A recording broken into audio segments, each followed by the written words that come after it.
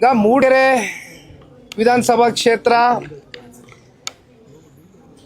ಆ ಭಾಗದಲ್ಲಿ ಸಾಕಷ್ಟು ಜನ ಜನತಾದಳ ಪಕ್ಷವನ್ನ ಕಟ್ಬೆಳೆಸಿರ್ತಕ್ಕಂಥ ಪ್ರಮುಖ ಮುಖಂಡರುಗಳ ಅಭಿಪ್ರಾಯದೊಂದಿಗೆ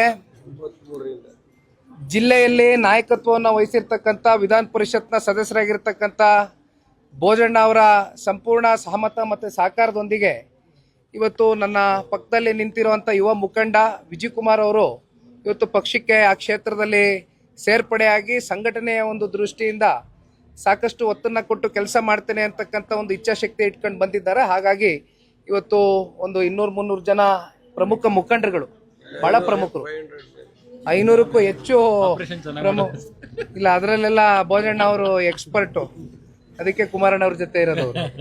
ಹಾಗಾಗಿ ಆ ವಿಚಾರಕ್ಕೆ ಸಂಬಂಧಪಟ್ಟಂತೆ ಇವತ್ತು ಪಕ್ಷ ಸಂಘಟನೆಗೆ ಬಂದಿದೆ. ಸರ್, ಒಂದು ನಾಗೇಂದ್ರ ರಾಜೀನಾಮೆ ವಿಚಾರ ಸದನದಲ್ಲಿ ಚರ್ಚೆ ಮಾಡಿದ್ರಿ, ಹೋರಾಟ ಮಾಡಿದ್ರಿ. ಈಗ ಅವ್ರು ರಾಜೀನಾಮೆ ಕೊಡ್ಲಿಕ್ಕೆ ಸಿಎಂ ಅವ್ರ ಹತ್ರ ಒಲವು ತೋರಿಸಿದ್ದಾರೆ ಅನ್ನುವಂತ ಮಾತುಗಳು ಬರ್ತಿದ್ದಾವೆ. ಈಗ ಮೊದಲನೇ ಪಾಯಿಂಟ್ ಏನಪ್ಪ ರೇಸ್ ಆಗುತ್ತೆ ಅನ್ನೋದಾದ್ರೆ, ಈಗ ಆಲ್ರೆಡಿ ಅವ್ರ ಮೇಲೆ ಒಂದು ಆರೋಪ ಇತ್ತು. ಇದು ಆರೋಪ ನಿನ್ನೆ ಮೊನ್ನೆದಲ್ಲ, ಕಳೆದ ವರ್ಷದ ಆರೋಪ.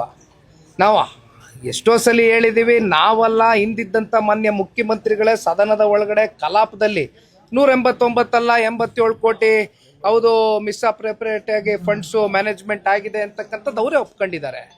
ಹಾಗಿದ್ದಾಗ ಬೇರೆ ಇನ್ಯಾರು ಆ ಸಾಮರ್ಥ್ಯ ಹೊಂದಿರತಕ್ಕಂಥ ಯಾರು ಮಂತ್ರಿಗಳಿಗೆ ಆಪ್ಷನ್ ಕೊಡ್ಬೋದಾಗಿತ್ತಲ್ಲ, ಯಾಕೆ ಇವ್ರನ್ನೇ ಯಾಕೆ ತೆಗೆದುಕೊಂಡ್ರಿ?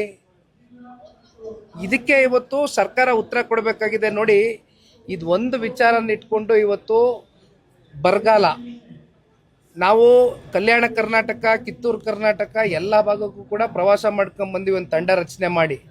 ಅಲ್ಲಿ ರೈತರು ಬೀದಿಲಿದ್ದಾರೆ, 3000ಕ್ಕೂ ಹೆಚ್ಚು ಜನ ರೈತರು ಇವತ್ತು ಆತ್ಮಹತ್ಯೆಗೆ ಶರಣಾಗಿದ್ದಾರೆ. ಆದರೆ ಕಳೆದ ವರ್ಷ ಅತಿವೃಷ್ಟಿ ಆಯಿತು, ಬೆಳೆ ಎಲ್ಲ ಹಾನಿ ಆಯಿತು. ಇಂಥ ಸೀರಿಯಸ್ ಟಾಪಿಕ್ಸ್ ಬಗ್ಗೆ ಡಿಬೇಟ್ ಆಗಬೇಕಾಗಿತ್ತು, ಬಿಡದಿ ವಿಚಾರ ಪ್ರಸ್ತಾಪ ಆಗಬೇಕಾಗಿತ್ತು, ನೈಸ್ ವಿಚಾರ ಪ್ರಸ್ತಾಪ ಆಗಬೇಕಾಗಿತ್ತು.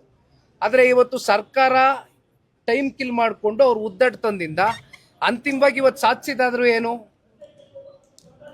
ಕಲಾಪಕ್ಕೆ ಏನು ಬೆಲೆ ಸಿಕ್ತಂಗಾದ್ರೆ? ಜನರ ವಿಚಾರ ಚರ್ಚೆ ಆಗಬೇಕಾಗಿತ್ತಲ್ಲ, ರೈತರ ವಿಚಾರ ಚರ್ಚೆ ಆಗಬೇಕಾಗಿತ್ತಲ್ಲ. ಈಗ ರಾಜೀನಾಮೆ ಕೊಡಿಸ್ತಕ್ಕಂಥದ್ದು ಆಗತ್ತೆ ಅನ್ನುವಂಥದ್ದು ಬೆಳಗ್ಗೆಯಿಂದ ಕೂಡ ಚರ್ಚೆ ಆಗ್ತಾ ಇದೆ. ಬಹುಶಃ ರಾಜೀನಾಮೆ ಕೊಡ್ತಕ್ಕಂಥದ್ದು ಆಗಬೇಕು. You should take up that responsibility.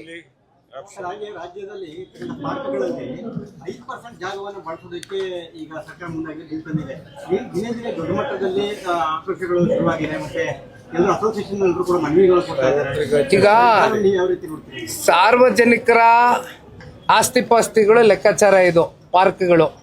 ಈ ಪಾರ್ಕ್ಗಳನ್ನ ನೀವು ಈ ರೀತಿ 5% ಬಳಕೆ ಮಾಡ್ಕೊಂಡ್ಬಿಟ್ರೆ ಮತ್ತೆ ಬೆಂಗಳೂರು ನಗರದಲ್ಲಿ ಇನ್ನೇನು ನೋಡ್ಬೇಕು ನಾವು? ಬೆಂಗಳೂರು ನಗರ ಅಂದರೆ ನಾವು ಗ್ರೀನ್ ಸಿಟಿ, ಗಿಡ ಮರಗಳಿರ್ತಕ್ಕಂಥ ನಗರ. ಇವತ್ತು ಪಾರ್ಕ್ಗಳನ್ನು ಕೂಡ ನೀವು ಈ ಥರ ಆವರಿಸ್ಕೊಂಡ್ಬಿಟ್ರೆ ಮತ್ತೆ ಇನ್ಯಾವ ರೀತಿ ನೀವು ಆಡಳಿತದಲ್ಲಿ ನಿಮ್ಮ ಆಲೋಚನೆಗಳಿದೆ? ಬೇರೆ ಮಾಡುವಂಥ ಕೆಲಸ ಮಾಡ್ಬೇಕಣ್ಣ, ಇವೆಲ್ಲ ಬಿಟ್ಬಿಟ್ಟು ಮಾತಾಡ್ತೀನಿ. ಸಿದ್ಧಗಂಗಾ ಮಠದ ಆಸ್ತಿ ಕೂಡ ಹೋಗಿದೆ 8 ಎಕರೆ ಅಂತ ಸಿಎಂ ಅವರು ಭೇಟಿ ಮಾಡಿ ಇವತ್ತು ಸ್ವಾಮಿಗಳು ಚರ್ಚೆ ಮಾಡಿದ್ದಾರೆ. ನೈಸ್. ಅದೇನೋ ನನಗೆ ಗೊತ್ತಿಲ್ಲ ಅಣ್ಣ, ತಿಳಿದು ಮಾತಾಡ್ತೀನಿ ಇದ್ರ ಬಗ್ಗೆ. Okay, thank you.